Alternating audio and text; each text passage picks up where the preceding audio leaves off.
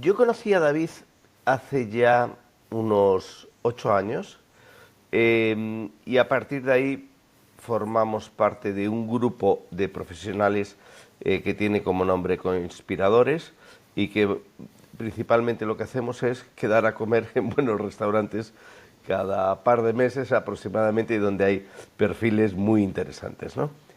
Pero David era un perfil especial. Él hablaba de realidades muy avanzadas para el resto de las conversaciones que teníamos entre nosotros.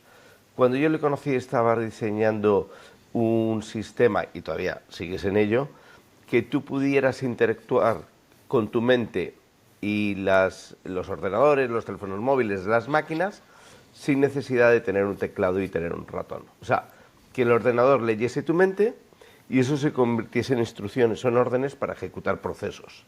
¿Sigues con este proyecto, David? ¿Puedes contarnos un poco más sobre él? Sí, claro. Bueno, encantado de estar aquí contigo, Sixto, y con todo toda la gente que te sigue. Sí, por supuesto, sí que sigo en ese proyecto. Ese proyecto se llama Mind Big Data, empezó hace 10 años, más o menos, bueno, un poquito más, 2014 en San Francisco.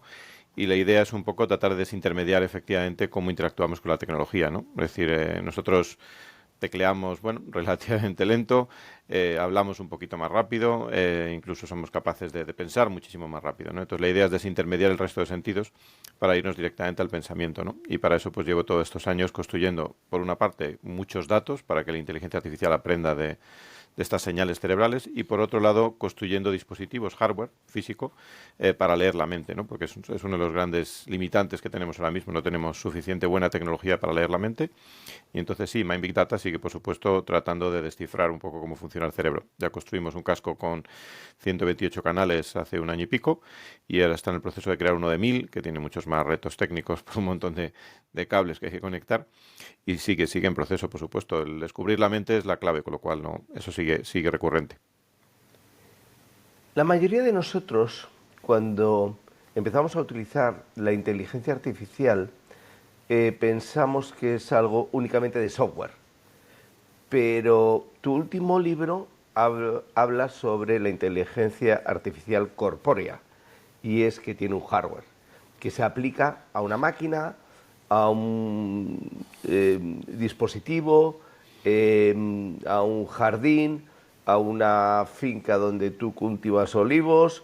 Tiene otra serie de aplicaciones cuando toma forma.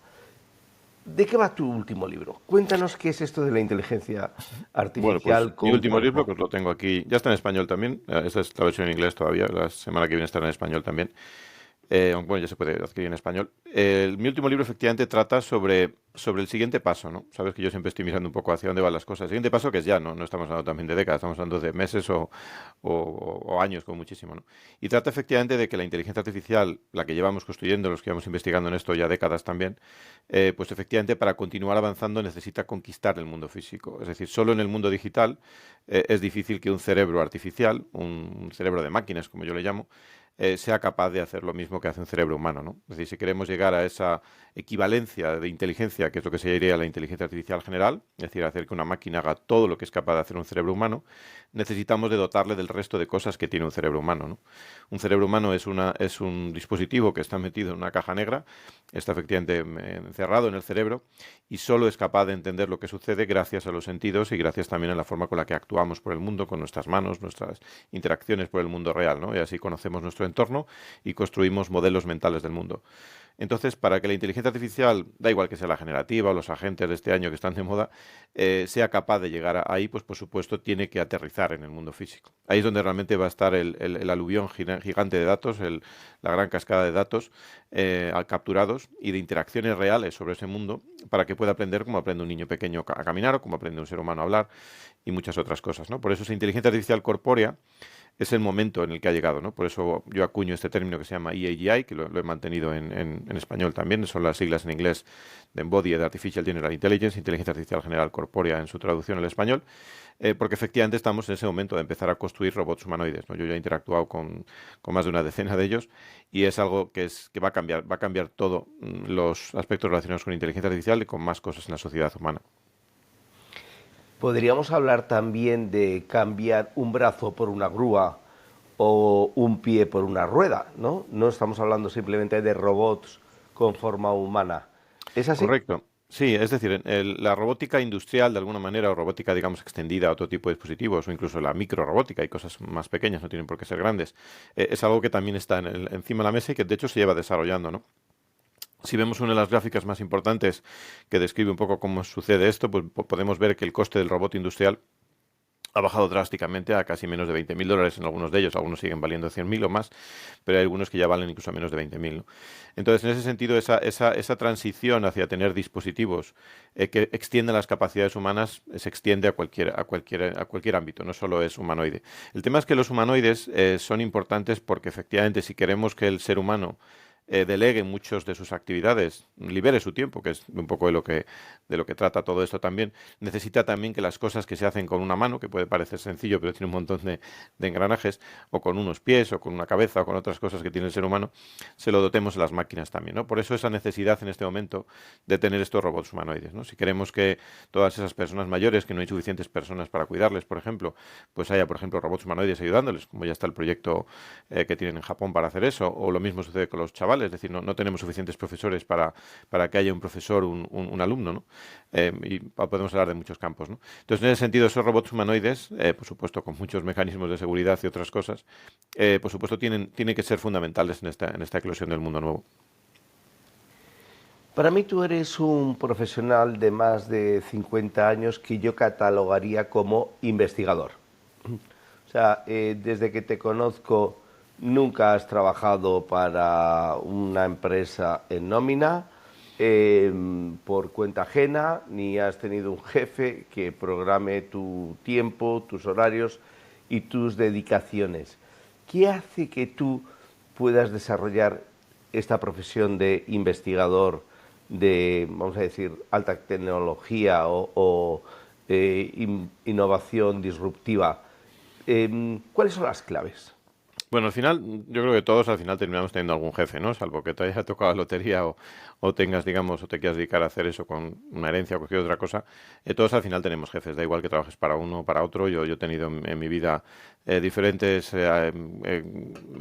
contactos con diferentes tipos de empresas, más de 100 en los últimos casi 30 años que llevo dedicado a esto de la tecnología. Y en el fondo la clave al final es encontrar el valor del tiempo, ¿no? Yo lo que he descubierto en los últimos años, especialmente en los últimos pues, prácticamente 14, 15 años, es efectivamente la clave del tiempo, ¿no? Es decir, el tiempo es uno de los aspectos más valiosos que tenemos, junto con la salud y la gente a la que queremos.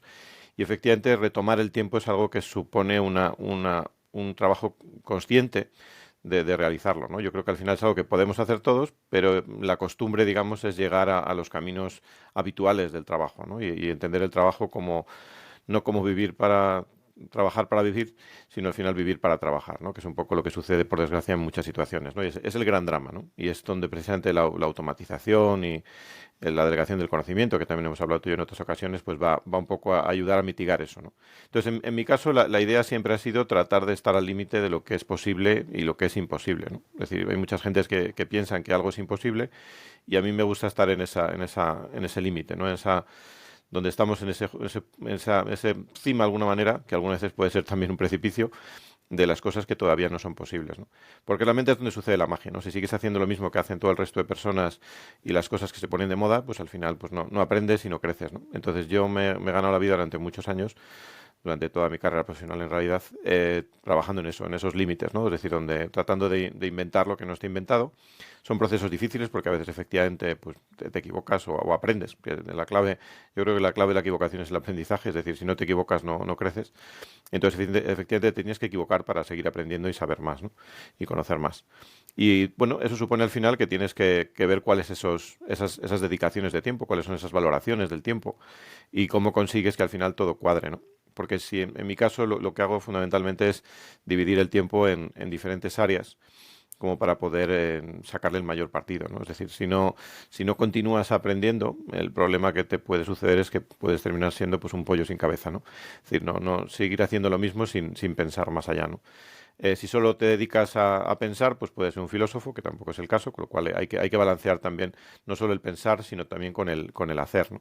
y también con el aprender. Es decir, yo creo que solo pensar es un campo, pero tienes que continuar aprendiendo. O sea, pensar, hacer y aprender, digamos, son tres áreas fundamentales y luego, por supuesto, pues también divulgar y trabajar y poner en práctica todo eso, ¿no? Que es lo que yo hago, pues ayudando a los consejos de las empresas en las que estoy, en Estados Unidos, en España, en otros sitios, ¿no? Para al final tener un poco ese proceso. Es decir, si tú te dedicas tu tiempo y tu vida a estar en ese límite, pues al final tienes un conocimiento que tiene un valor, ¿no? Tiene un valor para ti, para seguir evolucionando, por supuesto, pero también para que una empresa, una institución, pues pueda sacarle partido y crecer más rápido, ¿no? Por sobre todo no equivocarse donde tú ya te has equivocado o donde tú ya has visto que muchos otros se han equivocado. Tú además divulgas todo lo que vas aprendiendo con tus investigaciones. Ya llevas 4 libros, el que nos acabas de mostrar es tu cuarto libro. ¿Puedes hablarnos un poquito de cada uno de ellos? Sí, yo el primer libro tiene ya casi un poquito menos de 10 años, se llamaba Del Big Data a la inteligencia artificial, se publicó con El Mundo, Expansión y con La Vanguardia en su momento, y trataba un poco de ese proceso, ¿no? Es decir, yo llevo en tecnología, como te decía, pues desde el año 95, que fue cuando monté mis primeras empresas de Internet. Y en el fondo lo que sucedía al principio es que lo que ahora se llama, todavía se sigue llamando la digitalización, es lo que hacíamos hace el siglo pasado, literalmente, ¿no? Entonces, en realidad lo que sucedió es que nosotros empezamos a crear datos, ¿no? Entonces, lo que yo llamo más es el proceso de datificación, ¿no? Entonces, hace 10 años este libro lo que trataba de ver cómo efectivamente estamos acumulando datos, cómo una empresa o incluso una persona tiene que acumular datos para tener un valor y cómo esos datos se pueden convertir en inteligencia gracias a la inteligencia artificial, ¿no? Y de eso trataba el primer libro. El segundo libro se llamó Automatiza o serás automatizado, que tiene ya 5 años, y en ese se pasó al siguiente nivel, es decir, si ya tienes inteligencia artificial, tienes algoritmos, tienes, por supuesto, todo lo que viene antes, que es la analítica, para entender lo que sucede con tus datos, lo siguiente que tienes que hacer es dejar de perder el tiempo. Y para dejar de perder el tiempo lo que tienes que hacer es que todo lo que se repite, humanamente o de otras formas, tienes que intentar que lo haga una máquina. Entonces, en ese libro lo que hago es detallar un procedimiento, una metodología que desarrollo y que establezco, para efectivamente ayudarte a encontrar qué es lo que es más factible de que automatices en tu vida personal o profesional, da igual, y cuáles son los mecanismos para poder hacerlo, ¿no? Tanto automatizaciones lógicas, aunque también empiezo a atisbar también que puede haber automatizaciones físicas ahí también que se pueden incorporar, ¿no? Y hace 2 años, con una actualización que tuvo el año pasado, mi penúltimo libro se llama El fin del conocimiento, y ese lo que trata es del siguiente paso. Es decir, si ya hemos automatizado, hemos llegado al punto de superar la inteligencia artificial para automatizar también, pues lo siguiente que está sucediendo, que es la realidad tangible que estamos viviendo, es que estamos empezando a delegar todo el conocimiento a las máquinas, ¿no? Y el libro es una reflexión de qué es lo que sucede cuando un ser humano deja de adquirir conocimiento y el conocimiento lo tiene totalmente delegado a una máquina, ¿no? Y es bueno, una disertación sobre efectivamente qué puede hacer el ser humano en ese punto, ¿no? El ser humano hay que tener en cuenta que el conocimiento ha sido la base del trabajo y el trabajo es la base de la sociedad, ¿no?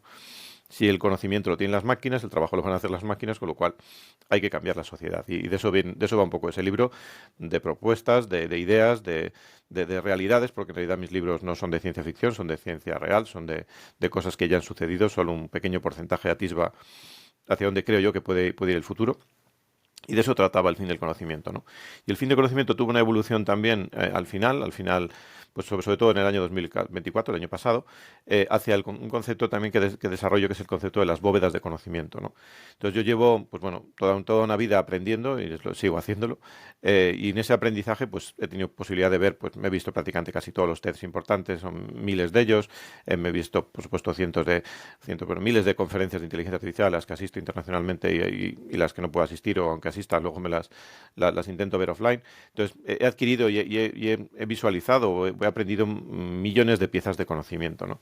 Entonces, lo que empecé a crear es una forma de, utilizando inteligencia artificial, sintetizar eso para aprender más rápido, para seguir aprendiendo más rápido, ¿no?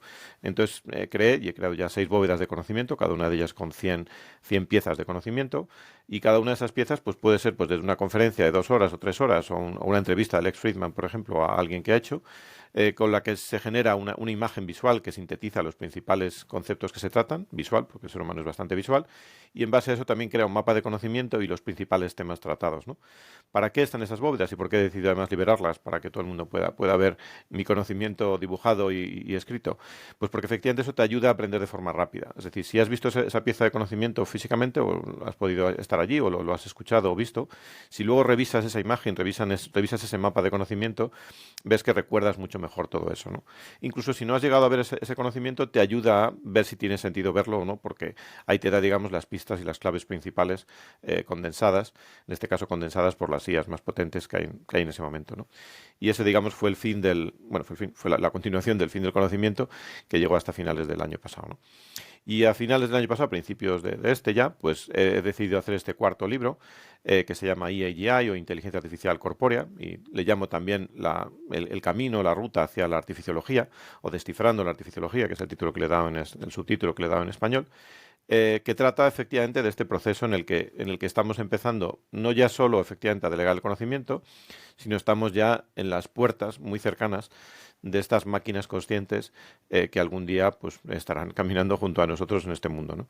Y sobre eso trata el libro. El libro viene, digamos, como una pieza de algo un poco más grande. Tuve la suerte en septiembre del año pasado de inaugurar una de las conferencias principales sobre innovación en Ars Electronica Festival, en Linz, en Ars Electronica, que es en Austria. Y es un evento que se iba haciendo pues casi 3 décadas también, que está relacionado sería el equivalente a los Nobel del arte digital, de la ciencia, de la tecnología, de la fusión, digamos, de ciencia, tecnología, sociedad, arte, se llevan haciendo allí, ¿no? Yo ya, no es la primera vez que he estado, en el 98 también presentamos una obra allí, o sea, es un lugar que me encanta. Y este año pues tuve la suerte de dar esa conferencia, que por supuesto también el 100% estaba hecho con inteligencia artificial. No es la primera que hago, he hecho alguna otra también. De hecho, impartí la primera hace unos años también con tecnologías un poco más no tan buenas como estas, siendo la primera que se hizo en esa disciplina. Y aquí introduje ese concepto de la artificiología, ¿no? La artificiología es de alguna manera el equivalente a la antropología, pero para las máquinas. Mis libros anteriores hablaban más de tecnoantropología, que es a lo que yo me dedico también, es decir, a fusionar tecnología y ser humano en algo útil. Pero en esta conferencia introduje ese concepto, ¿no? El concepto de la artificiología, como esa nueva ciencia donde cuantos más artificiólogos seamos mejor, seremos capaces de ver lo cerca o lo lejos que estamos de esta inteligencia artificial corpórea, porque en algunas cosas ya nos han superado, están prácticamente muy cercanos a superarnos, y en otras todavía no, ¿no? Entonces hay que medir esto de una manera científica y real para que nos ayude a estar mejor preparados y tanto particularmente como a las empresas, para que sepamos dónde estamos. Yo ayer revisé la plataforma de la comunidad de artificiología, que ahora nos vas a decir cómo alguien puede participar y suscribirse a la comunidad. Y la verdad es que me hizo pensar mucho, me surgieron muchas preguntas. La primera, que siempre llevo muchos años haciéndome, es ¿quién es superior, si la máquina o el ser humano? En muchos planos, ¿no? Y luego estuve imaginando cuál era la prueba de fuego para que la máquina demuestre conciencia de sí misma y lo único que se me ocurrió, que para mí es una muestra de inteligencia muy, muy elevada, es el sentido del humor. O sea, la capacidad de reírte de ti mismo, la capacidad de reírte de tus errores. Creo que las máquinas todavía no tienen desarrollada ni la ironía ni el sentido del humor. ¿Puedes contarnos un poco más sobre estas dos reflexiones? Sí, efectivamente al final buscar comparar lo que hace un ser humano con lo que hace una máquina pues tiene muchas dificultades, ¿no? Las primeras dificultades es que algunas cosas son efectivamente muy medibles, porque sabemos lo rápido que puede correr un ser humano, sabemos lo rápido que puede hacer un cálculo, si es capaz de hacer un cálculo o no. Es decir, hay muchas cosas que son relativamente fáciles de establecer esas métricas para comparar humano con máquina, ¿no? Luego hay muchas otras que no es tan fácil, ¿no? Todo lo relacionado con la conciencia, que en el barómetro del que luego hablaremos pues está en torno a un 3%, todavía está muy al principio, pues es un campo muy difuso, tan difuso porque efectivamente no sabemos exactamente tampoco lo que es la conciencia humana, con lo cual ni siquiera sabemos completamente qué es lo que es la inteligencia humana, con lo cual hay ciertos límites que todavía están un poco más difuminados en ese sentido, ¿no? Las máquinas por ahora aprenden con datos, pero aprenden. Es decir, no hablamos solo de que programamos. Hace tiempo que hemos dejado de programar máquinas, estamos enseñando máquinas. Y en ese proceso de aprendizaje, pues depende con qué datos aprendan, pues podrán efectivamente en algún punto pues tener esa ironía, tener ese humor, suponiendo que hayan sido entrenados con esos, ¿no? Es cierto que esos datos no solo están en un contenido textual, que es con lo que fundamentalmente han aprendido las máquinas, es decir, ya han capturado una gran parte del conocimiento humano. Hay quien dice que todo, yo creo que no es cierto, todo no, pero una gran parte. Y con ese conocimiento humano hay una parte que está la ironía y el humor, ¿no? Pero efectivamente hay muchas otras connotaciones que solo con un texto no se pueden evaluar, ¿no? En ese sentido, cuando la inteligencia artificial aterrice más en el campo visual, por supuesto, es decir, no solo ya que tecleemos o hablemos a las máquinas, sino que nos vean también interactuar y vean nuestros gestos y vean otras cosas, y vean, por supuesto, los contextos sociales y los contextos físicos donde se produzcan, pues ahí empezarán a tener una visión una foto más completa de lo que significa esas sutilezas humanas, ¿no? Por eso la importancia también de que estén en el mundo real para que sean capaces de ver todo ese tipo de situaciones, ¿no? No obstante, esa es una métrica que puede efectivamente que sea efectiva. No tengo contemplada como toda una métrica de humor, pero igual tendría que incluirla. Y efectivamente será una de ellas que nos acercará, digamos, a esas sutilezas humanas, ¿no? Que no tiene por qué una máquina ser capaz al final de tener ese humor. Igual es mejor que el ser humano en casi todo y en humor pues sigue siendo lo que nos queda para reírnos entre nosotros, ¿no? ¿Cómo alguien participa en artificiology.com o artificiología.com? Sí, bueno, está la versión, ambas están en inglés y en español. Artificiology es en inglés y Artificiología en español. Y bueno, en artificiología.com, pues bueno, uno puede registrarse para acceder a esta plataforma, ¿no? Esta plataforma es una membresía que la idea es, bueno, ya que efectivamente hay que desarrollar la disciplina, pues no es algo que se provee libremente, sino que efectivamente hay esa suscripción y varias formas de hacerlo, ¿no? Una de ellas es comprando el libro físico, o bueno, acabo también de publicar el libro en Kindle y en breve saldrá también en audio. De momento el audiolibro estará en inglés, igual más adelante en español también, pero va a salir también en Audible. Y si compras el libro, pues tienes unos meses de suscripción gratuita para que puedas verlo y veas un poco si te interesa cómo funciona y qué es lo que tienes ahí dentro, ¿no? Esa es una fórmula, ¿no? Otra fórmula hay una suscripción anual, que es que puedes hacer también. Y luego, como una de las empresas con las que colaboro y además es una de las que está detrás de construir una inteligencia artificial general, pero que sea descentralizada y que sea un poco más justa que las otras que van a venir de las grandes corporaciones que serán cerradas, que se llama Cubic, que es una moneda, y no solo es una moneda, es algo más, pues si se adquiere con estos qubits, pues tiene un 50% de descuento que si se hace de las otras formas, ¿no? La idea es que en este caso Cubic lo que hace es que parte de la computación que se utiliza para minar esa moneda se utiliza precisamente para generar una inteligencia artificial general. Y en ese sentido tiene mucho sentido porque en vez de perder la computación, perder la energía que se utiliza en la mayoría de las criptomonedas, pues esta permite que se utilice para algo bueno, ¿no? Y en ese sentido por eso me parece bien apoyarles para que hagan este proceso. No son las fórmulas que hay de acceder. Y luego dentro del de este sitio, artificiología.com, lo que hay fundamentalmente es 6 grandes áreas diferenciadas, ¿no? Una es el barómetro de la inteligencia artificial corpórea general, que lo que hace es establecer 144 métricas que yo he creado en 8 grandes áreas de trabajo, donde se compara el estado actual de cómo lo hacen las máquinas y cómo lo hace el ser humano, ¿no? De una manera científica, es decir, no son donde puede ser científico. Hay cosas que todavía no tenemos métricas exactas, pero donde pueden ser, lo que he creado son miles de puntos de datos que capturo diariamente y donde yo luego los evalúo para ver efectivamente el peso que tiene cada uno de ellos de un punto de vista totalmente científico, ¿no? Para efectivamente en esos 144 métricas que están relacionadas pues con la conciencia, con la corporalidad, con los aspectos relacionados con la creatividad, con la autonomía, con muchas otras cosas, con el lenguaje, etcétera, ¿no? Esa es una de las áreas, el barómetro, ¿no? Luego hay otra área también que se está haciendo un seguimiento de quiénes son los principales jugadores. Se habla de que la inteligencia artificial general vamos a llegar en esta década. Hay quien dice que será este año, quizás sean 2. Yo pienso que sin duda será en esta década. Y entonces ahí se sigue quiénes son los principales jugadores y cuáles son sus objetivos y qué es lo que están haciendo. Luego hay otra área que explica cuál es el desarrollo desde un punto de vista mental, es decir, desde un punto de vista si comparamos un cerebro humano, no la parte física, sino lo que es capaz de hacer mentalmente con lo que es capaz de hacer una máquina, pues vemos dónde estamos y cuáles son las principales IAs que están trabajando ahí. y también cuáles son los principales benchmarks o cómo se mide esto de si son mejores en matemáticas o son mejores en lenguaje que nosotros. Luego hay otro cuarto área que es el cuerpo, es decir, como cuánto de cerca o de lejos estamos de replicar un cerebro humano, por ejemplo, físicamente, o de replicar un cuerpo humano, de replicar la capacidad de correr de un ser humano o de cantar o de cualquier otra métrica, y en ese sentido pues se establecen pues esas relaciones también, pues bueno, cuál es la mejor cámara que es capaz de visualizar, si es capaz de hacerlo mejor que un ojo humano, y así con todas las piezas que podríamos decir que tiene un ser humano comparadas casi una por una con las de las máquinas, ¿no? Luego hay otra quinta área que es una escuela, que ahí lo que pretende es efectivamente formar artificiólogos. Por acceder a esta plataforma proveo de una forma libre, dentro de la plataforma, por supuesto, el acceso en PDF a todos mis libros. En el caso en español están los últimos 3, porque el primero tiene los derechos, en este caso unidad editorial, con lo cual eso no está, pero los últimos 3 libros sí que están en español y los últimos 4 en inglés, porque hubo una versión en inglés posterior del Big Data, la inteligencia artificial, y que sé si está en la versión en inglés, ¿no? Y ahí luego pues habrá más cosas, porque la idea también es hacer pues diferentes tipos de seminarios y por supuesto quien tenga acceso a la plataforma tendrá descuento sobre esa parte, ¿no? Y luego la sexta área, es un área fundamental también, es el área de investigación, ¿no? Porque efectivamente todo eso se tiene que nutrir de que de alguna manera todo esto sea factible y sea realista, no sea, digamos, un canto al aire de lo que es todo esto.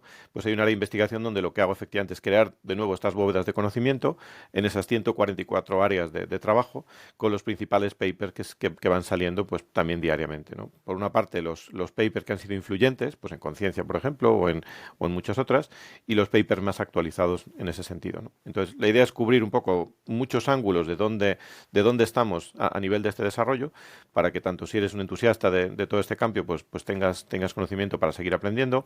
Si eres una persona que tienes una empresa o tienes una institución y quieres ver dónde están las oportunidades, porque al final el barómetro y el resto de métricas te van a decir dónde no hemos llegado todavía, ¿no? Y es donde puedes crear una empresa o puedes crear un producto para hacerlo, ¿no? Y luego también para estos investigadores, para las personas que quieren de verdad aportar en uno de estos campos y aportar su granito de arena, creo que es una herramienta fundamental.